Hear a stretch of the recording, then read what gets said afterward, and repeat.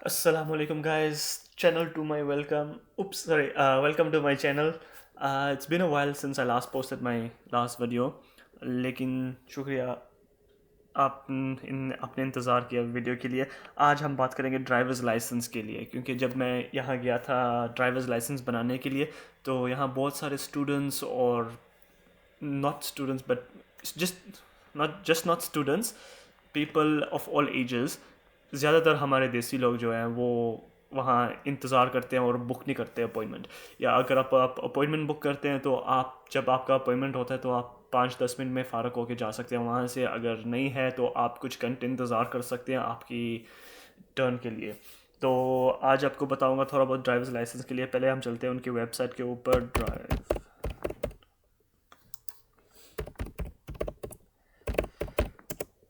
तो यहाँ है ड्राइव टेस्ट, ये इनकी वेबसाइट है। तो अगर आप दूसरी कंट्री से आ रहे हैं तो आप लाइसेंस एक्सचेंज कर सकते हैं यहाँ पर। यहाँ के लाइसेंस सिस्टम ऐसे होता है कि यहाँ नॉर्मल जो ड्राइवर्स लाइसेंस होती है उनको कहते हैं कि G1 और G2, जो गाड़ी के लिए और मिनी वैन्स और वैन्स के लिए होती है जो drivers licence.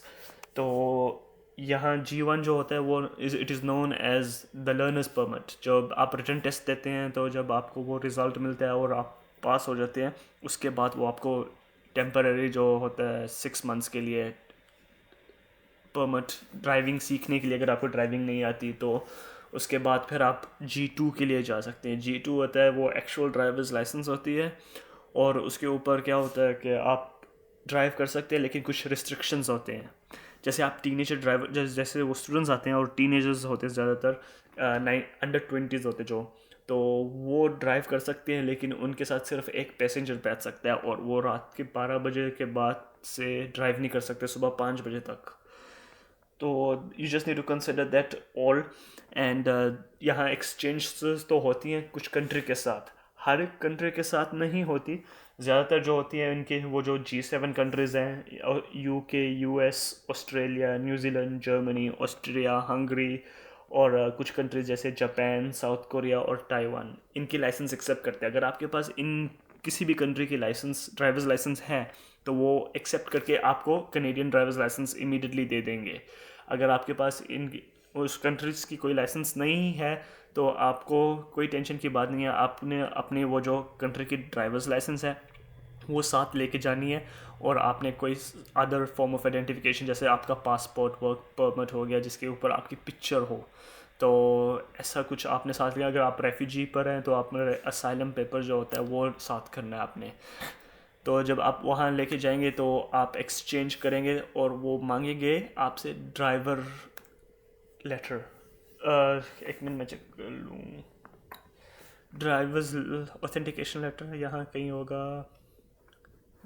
Letter of authentication, जी, ये ड्राइवर्स एक्सट्रैक्ट इश्यूज, इसका मतलब ये होता है कि आपने वहाँ ड्राइविंग की है आपकी कंट्री के ऊपर और आपके पास इतना साल का एक्सपीरियंस है, तो फिर आप उसके बाद एक लाइसेंस होती है जी, वो अप्लाई कर सकते हैं। उसके ऊपर कोई रिस्ट्रिक्शंस नहीं होती, और उसका फ़ायदा ये होता है कि वो आपको दिखाते हैं कि आपके पास एक्सपीरियंस है ड्राइविंग करने के लिए। और आपकी जब मंथली इंश्योरेंस फीस होती है वो भी कम हो जाती है उसके साथ, क्योंकि G2 होता है वो ज़्यादातर न्यू लर्नर्स या न्यू ड्राइवर्स के लिए होते हैं। तो वहाँ इंश्योरेंस ज़्यादा चार्ज करते हैं उसके ऊपर, क्योंकि आप कहीं भी एक्सीडेंट कर सकते हैं। तो इसलिए जल्दी से जल्दी जी मिल जाए तो वो बेस्ट होती है, क्योंकि आपकी इंश्योरेंस प्रीमियम जो होती है वो कम हो जाती है। और अभी अगर आपके पास उन कंट्रीज़ में नहीं है तो फिर ऐसे आपको वो ड्राइवर्स एक्सट्रैक्ट भी नहीं है, तो उसकी भी घबराने की कोई बात नहीं। कुछ कंट्रीज़ नहीं इश्यू करती, तो आप क्या कर सकते हैं कि वो जो वैलिड ड्राइवर्स लाइसेंस है उसके साथ आप जाएं वो ड्राइवर्स टेस्ट सेंटर के पास। जब आप अपने आईडी के साथ जाएंगे तो वो कभी कभी एक्सेप्ट कर लेते हैं कि कौन सी लाइसेंस है, डिपेंड होती है कंट्री के ऊपर। तो आप ट्राई कर सकते हैं, अगर नहीं होगा फिर आपको एग्जैक्टली फ्रॉम स्क्रैच स्टार्ट करना पड़ेगा। वो फिर आपको कोई एक्सपीरियंस नहीं देंगे जी ड्राइवर्स लाइसेंस के लिए। फिर क्या होगा, आपको G1 के लिए जाना पड़ेगा।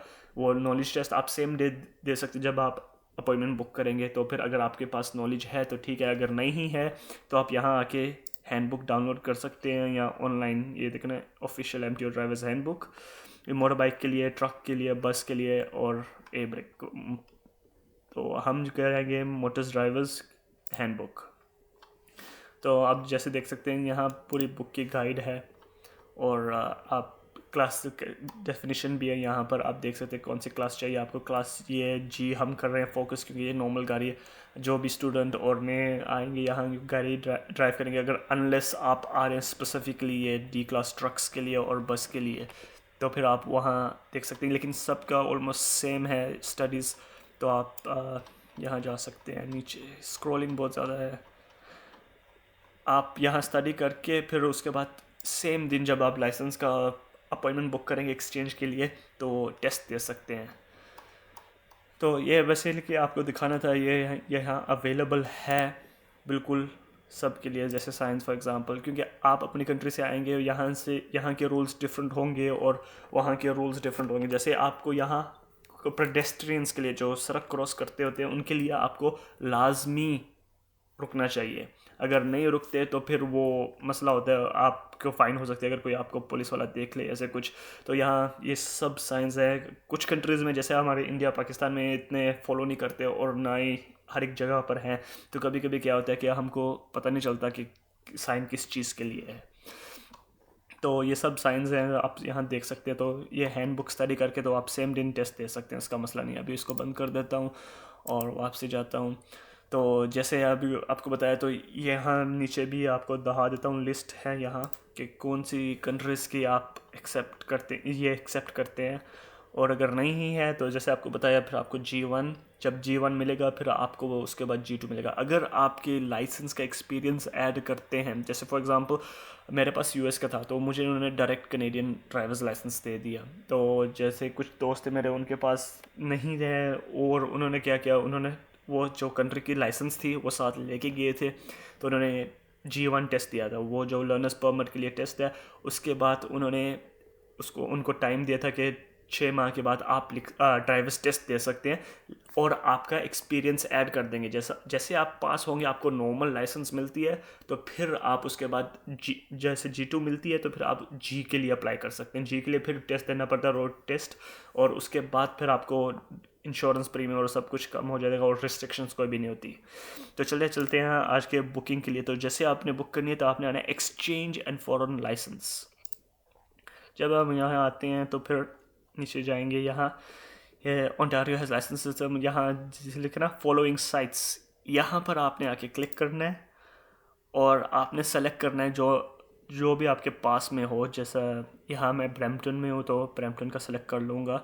अभी आप यहाँ देख सकते हैं estimated wait time is 72 minutes, join the line for inside services. यहाँ अगर आप 72 मिनट्स इंतज़ार कर सकते हैं तो आप कर लें, वरना तो आप बुक कर लें। एंड 72 मिनट्स अभी आपको यहाँ बता रहा है, लेकिन 72 से ज़्यादा भी हो सकता है, क्योंकि जब एक बार मैं गया था, मुझे काम था कुछ, तो उन्होंने बोला था अगर अपॉइंटमेंट नहीं है तो आप किसी और दिन आ जाए, क्योंकि यहाँ अभी 2 बजे गया था, वो बोल रहे थे 7 बजे तक का एस्टिमेटेड वेट टाइम है, शाम के 7 बजे तक, क्योंकि 7 बजे बंद होना था। तो एस्टिमेटेड टाइम इतना लंबा हो गया था। तो आप अपना वक्त बचाएं और ना ज़ाया करें। कैसे आपको पता है यहाँ वक्त बहुत कीमती होता है। तो चलो चलते हैं अपॉइंटमेंट बुकिंग के लिए। Exchange your licence for another province country. आपकी कनाडा के अंदर कोई और भी अगर प्रोविंस की लाइसेंस है और ओंटारियो में आप एक्सचेंज करना चाहते हैं, तो यहाँ ऐसे भी एक्सचेंज हो जाती है। तो बेसिकली अभी आप टाइम हुआ है 12:56, और ये मुझे अपॉइंटमेंट्स अवेलेबल दे रहा है कि कब कब के अपॉइंटमेंट्स हैं, क्योंकि मेरे ख्याल 3:30 बजे के बाद वो अपॉइंटमेंट्स लेना बंद करते हैं, और जो वॉक इन होते हैं उनको अटेंड करते हैं। तो आप देख सकते हैं यहाँ तक। तो फिर आपको ज़्यादातर यही होगा, अपॉइंटमेंट वाले जाएंगे पहले, फिर अटेंड करेंगे वो जो वॉक इन होता है। आपको कितनी जल्दी जाना पड़ेगा, आपको 3:30 बजे का टाइम मिले अपॉइंटमेंट के बिना। तो basically let's just select any random one like around 3:30। इसके बाद मैं कैंसिल कर दूंगा, बस वही दिखाने के लिए कर रहा हूँ, तो आपको आइडिया हो जाए कैसे करना है। तो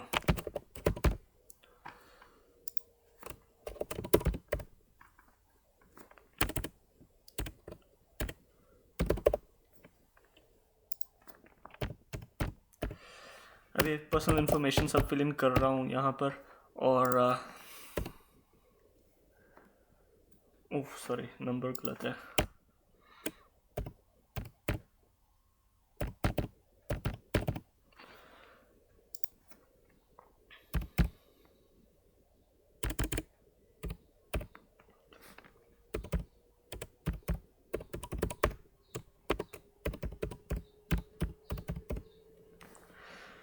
और अभी यहाँ बुक कर दिया, ये से कन्फर्म।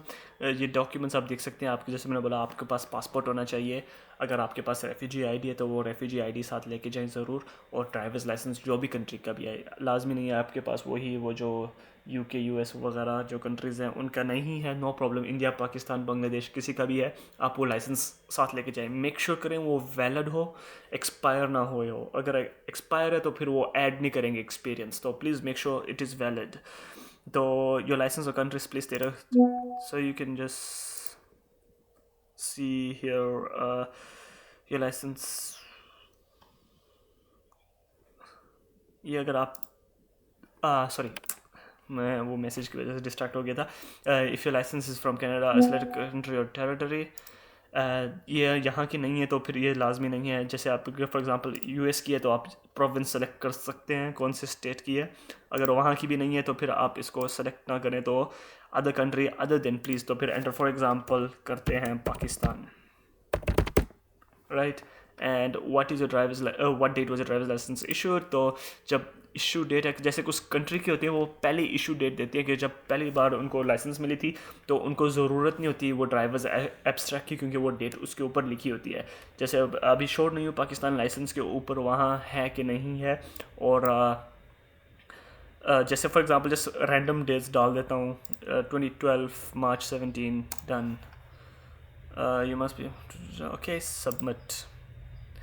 तो बेसिकली ये मेरा अपॉइंटमेंट कन्फर्मेशन है। अभी मुझे फ़ोन के ऊपर मैसेज भी आ गया कि मेरा अपॉइंटमेंट कन्फर्म है, और यहाँ बता दें 15 minutes before your appointment to check in ऐसा कुछ नहीं होता आप, लेकिन प्लीज़ 15 मिनट्स जल्दी जाएँ तो आपके लिए बेटर होगा, क्योंकि वो बेसिकली आपको कॉल करते हैं आपके नाम से क्या आप आ जाएँ, और यहाँ रिस्केड्यूल और कैंसिल भी कर सकते हैं। तो अभी मैं कैंसिल कर दूँगा क्योंकि मैंने सिर्फ और सिर्फ वीडियो के लिए दिखाने के लिए आपको बनाई थी।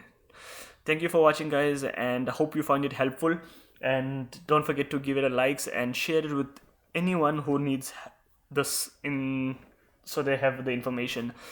So please stay tuned for the next video as well. Thank you for watching. Assalamu alaikum.